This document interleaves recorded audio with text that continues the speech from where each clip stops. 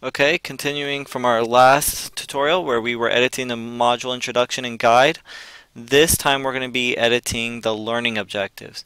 Once again, you're going to want to make sure that you're in the build view, and then just like last time, we're going to click on the little action link and we're going to select edit properties. Once again, it's still in this code form, which we may or may not understand, so what I'm going to do is click on the enable HTML creator button. Now right now it's loading, so I'm going to give it a little bit of time to complete. It looks like it's still loading, and then there we go. So now it's finished loading. I'm going to pop it out and make it bigger by selecting frame window mode, just like I did last time, and I'm going to resize the window. Okay, so as we remember from David's presentation, learning objectives are very important because they give the students some criteria to follow when they're studying for your materials. Granted, there's a lot of information in a chapter, and while all of it could be important, there may be some main points that you want your students to focus in. This is going to be what the learning objectives section is for, and so again, you can probably type in whatever you would like to type in.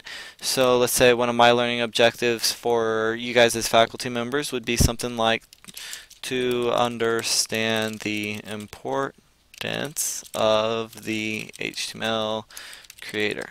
And I hope by this point you understand the HTML creator helps you guys out because it makes it a lot easier to edit things as opposed to going through all the code.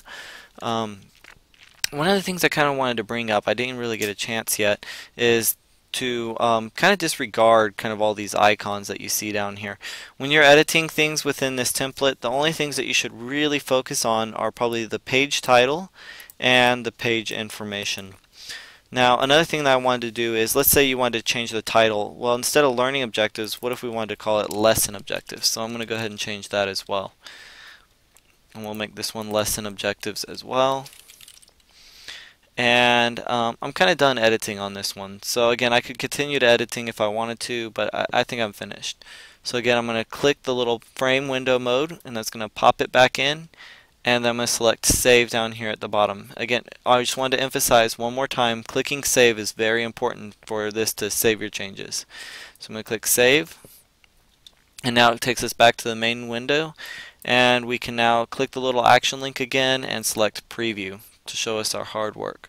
So now you can see it now says lesson objectives instead of learning objectives, and I can make this a little bit bigger, and you can see the new lesson objective that was added to this. Now again, I've been typing things in here, but you can always copy and paste as well. Just wanted to make sure that you guys knew that. It works a lot like a Word document. So if you wanted to make this numbered instead of bulleted, that would also be available. We'll just close this window. Again, we're going to go to Edit Properties, Enable HTML Creator. Give it a minute to load. There we go. And what I'm going to do is I'm going to try to work within this small window. I'm just going to highlight these, and I'm going to make them numbered instead of bulleted and click save.